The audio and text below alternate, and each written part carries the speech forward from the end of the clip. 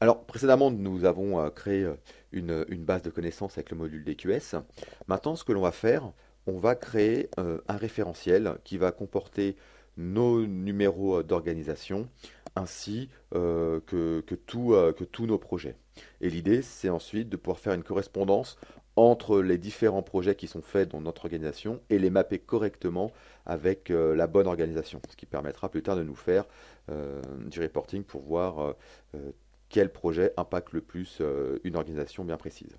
Donc ce que l'on va faire dans un premier temps, pour construire ce référentiel, on va s'appuyer dans Excel sur le module Master Data Services, ici, donc qui est représenté par un add-in. Donc cet add-in ici va nous permettre dans un premier temps donc déjà de nous connecter au serveur MDS. Et ce que je vais faire ici, je vais tout simplement choisir le modèle que je souhaite mettre à jour. Alors une fois que j'ai fait ça, maintenant je vais aller récupérer mes données. Donc mes données peuvent être par exemple extraites d'une base et puis ensuite rapatriées dans un fichier Excel qui va me permettre donc de les manipuler et surtout de pouvoir créer ma base de référentiel. Donc ici dans ce fichier Excel, on a récupéré les informations concernant les projets, nos différents projets qui sont liés ici par des codes à l'organisation, par la compte number, et surtout on a récupéré l'organisation ainsi que toutes les informations concernant cette organisation. Alors ce que l'on va faire, on va commencer par créer notre référentiel d'organisation. Donc ce que l'on va faire ici, on va sélectionner tout le tableau en faisant un contrôle étoile, par exemple, et on va créer une nouvelle entité. Donc ici, je vais donc, sélectionner mon modèle et je vais donner un nom euh, ici à cette entité que je vais appeler MDS Organisation. Je vais ensuite définir l'identifiant unique. Donc là, je vais reprendre le code qui se trouve ici. Et je vais aller chercher, donc c'est optionnel, mais je peux aller définir le nom qui va être de l'organisation qui va être lié à ce code.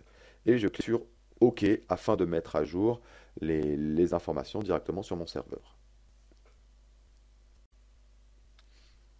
Voilà, donc ici on peut voir qu'un nouvel onglet a été créé. Maintenant, cet onglet va nous représenter la vue des informations qui se trouvent sur notre serveur.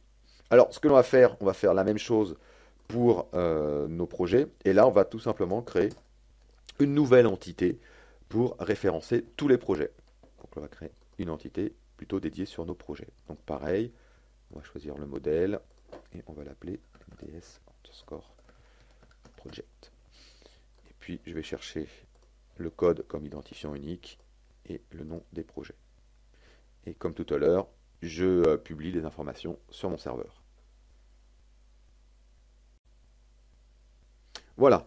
Donc maintenant, je me retrouve avec un onglet supplémentaire ici qui s'appelle MDS Project qui va me référencer l'ensemble de mes projets.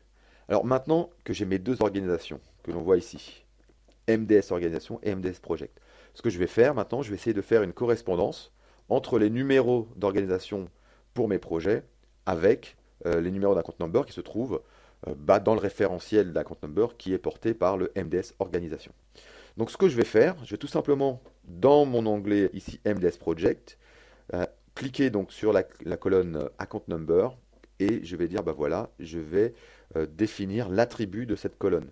Et cette colonne, je vais lui dire qu'elle est en fait une liste contrainte venant de mon entité organisation.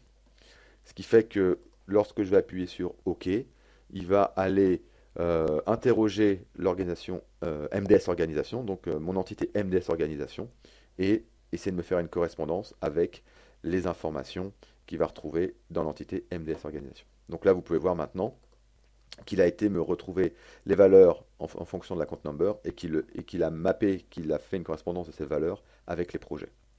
On peut aussi voir ici que là, nous avons des cellules vides. Et ce qui est intéressant, c'est que maintenant, ces cellules ont été transformées en liste déroulante. Ce qui fait que maintenant, les valeurs qui sont présentes ici, ce sont celles venant de l'entité MDS organisation. Donc maintenant, ce que j'ai plus qu'à faire pour chacun des projets où j'ai des valeurs manquantes, ici, c'est tout simplement rajouter à la main les valeurs.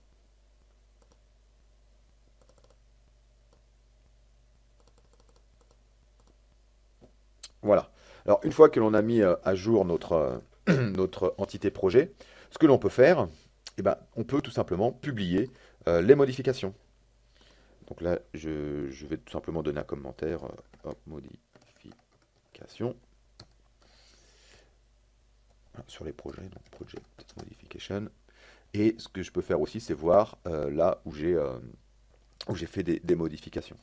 Je peux bien sûr rajouter des commentaires si besoin. Et une fois que j'ai fait ça, je publie les changements que j'ai réalisés directement sur mon serveur MDS. Donc voilà, donc c'était pour vous montrer rapidement comment on pouvait créer des entités, les mettre à jour et surtout les relier entre elles.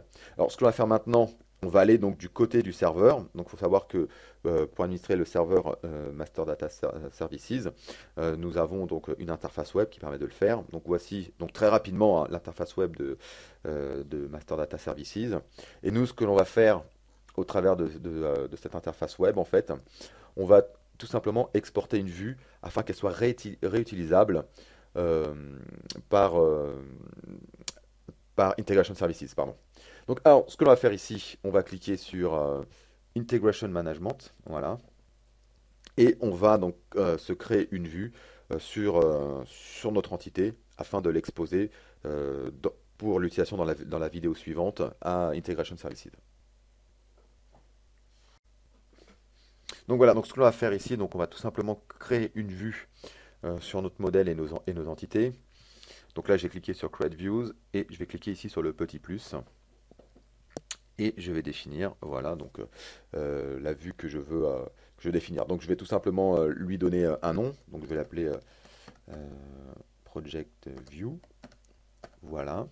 Je vais définir le modèle et ensuite les différentes informations qu'il me demande, notamment sur la version, sur l'entité. Donc moi c'est au niveau du projet. Et puis le format, donc voilà, prendre Leaf Member. Et puis une fois que l'on a fait ça, on va cliquer sur Save.